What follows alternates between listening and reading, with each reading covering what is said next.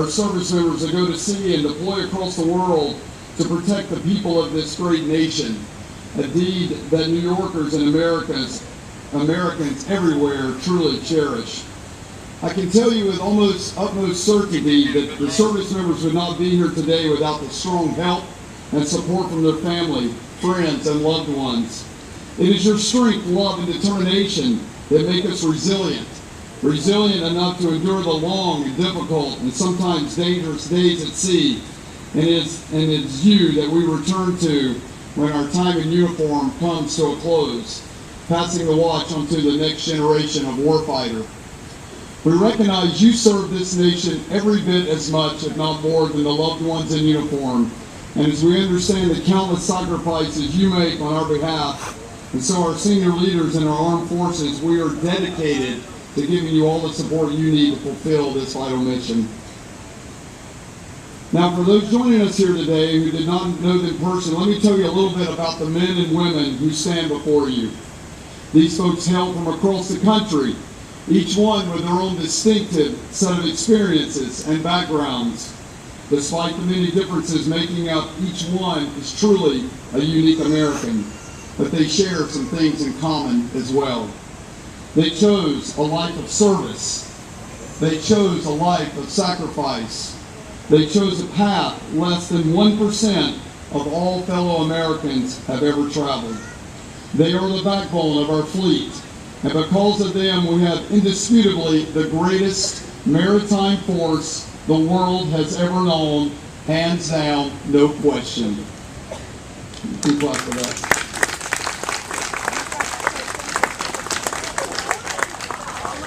Those service members are our ultimate competitive advantage against the malevolent forces we see today, adversaries who are intent on disrupting the peace and prosperity that our forebears fought so hard to secure.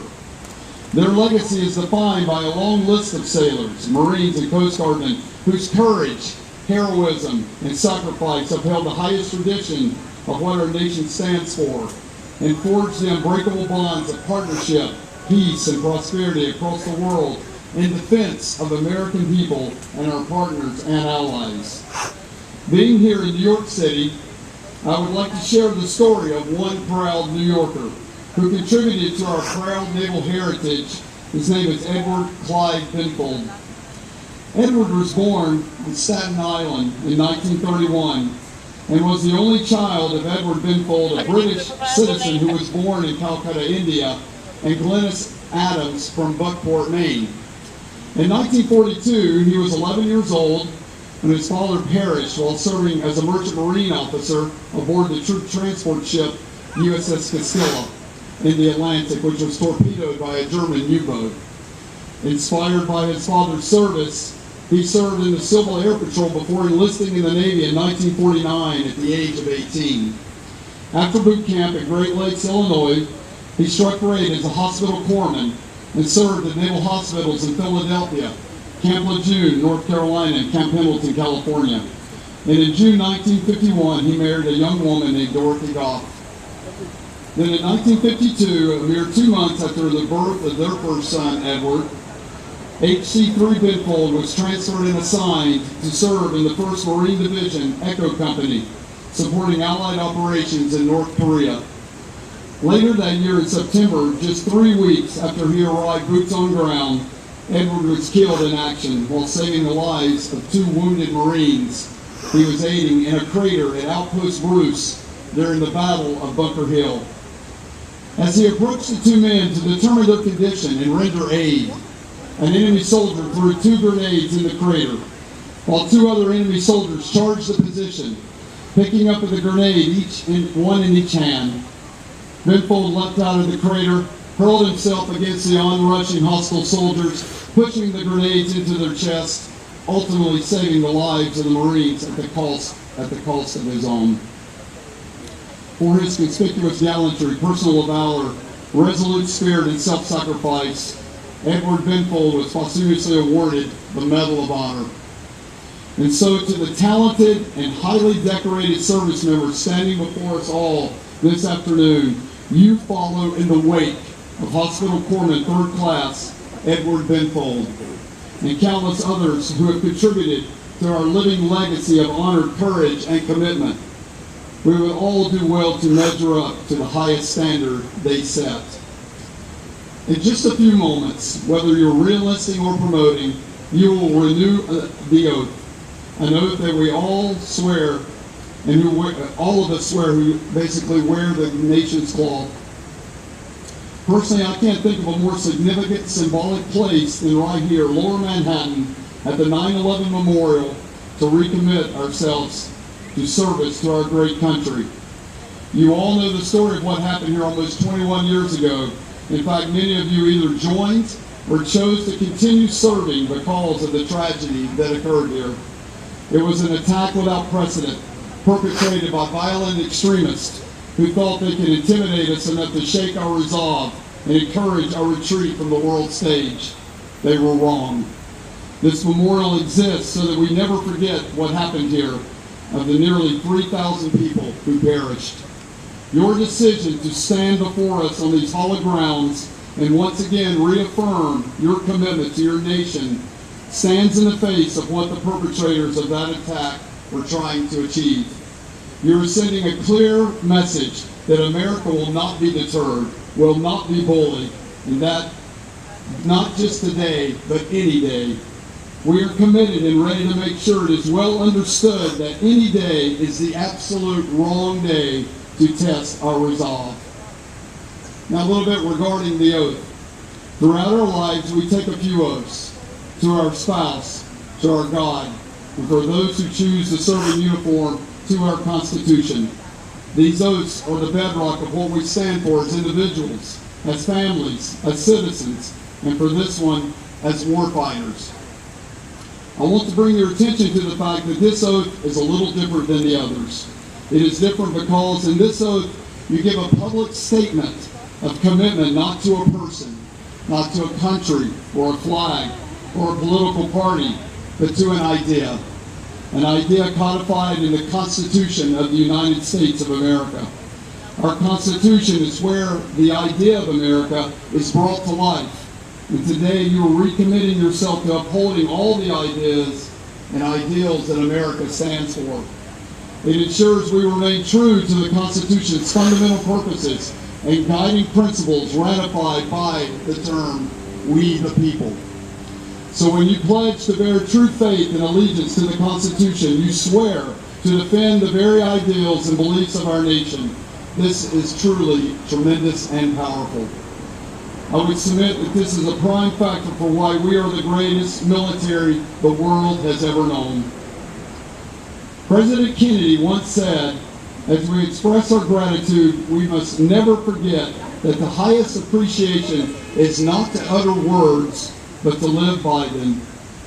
So in closing, I want to thank you for your willingness to recommit to your oath and to protect and defend our liberty. Thank you.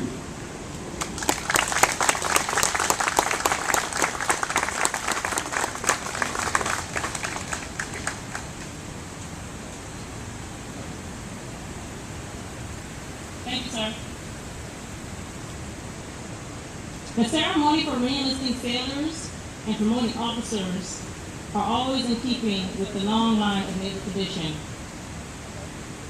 For sailors reenlisting, it is a time for all hands to come together in solidarity with each other to celebrate a sailor or group of sailors or Marines rededicating themselves to the service of their country. And in keeping with that tradition, a sailor or Marine must first be discharged from their current enlistment so that they may take a new oath of enlistment. I will now read the discharge certificate. Attention to discharge. This is to certify that you are honorably discharged from the United States military service on this day.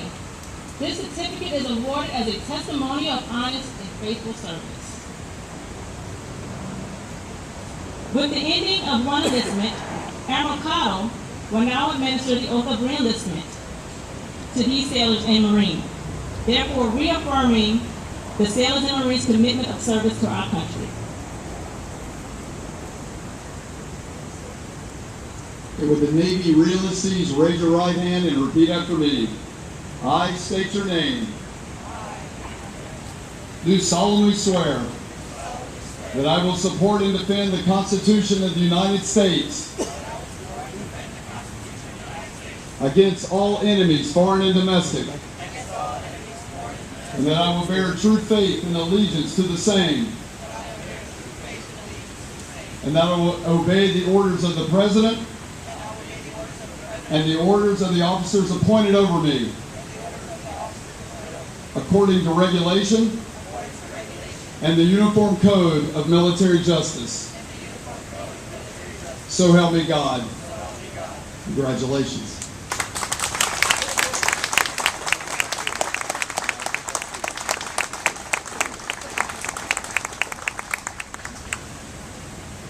Ladies and gentlemen, it is now my pleasure to introduce and welcome Lieutenant General Michael Langley, Commander, 8th Marine Forces Atlantic.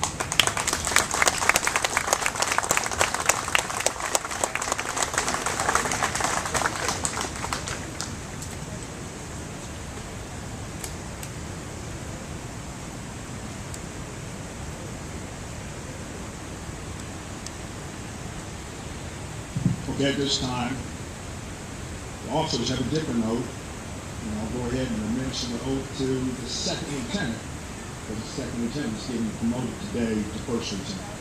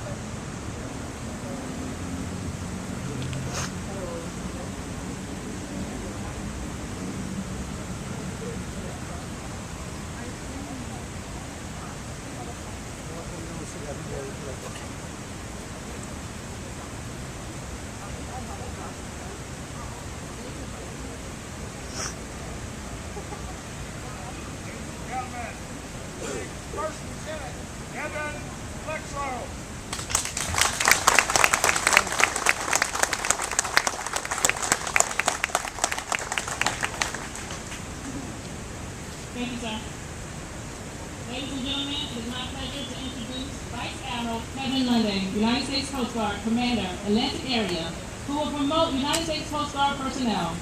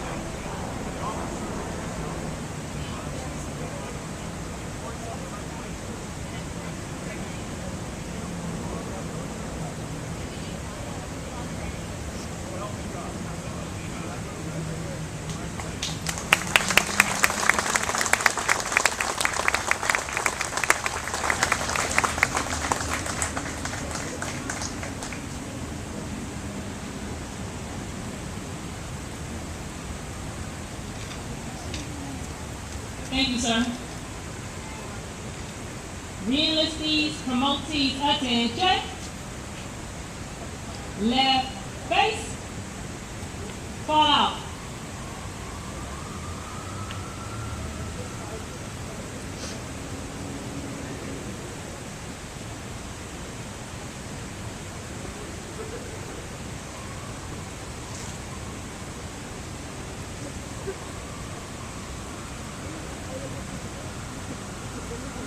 This concludes the 2022 Joint Reenlistment and Promotion Ceremony. Thank you for joining us today. Now, if I could ask you to please direct your attention to the left or the right. The United States Coast Guard Silent Drill Team will have a performance. Thank you.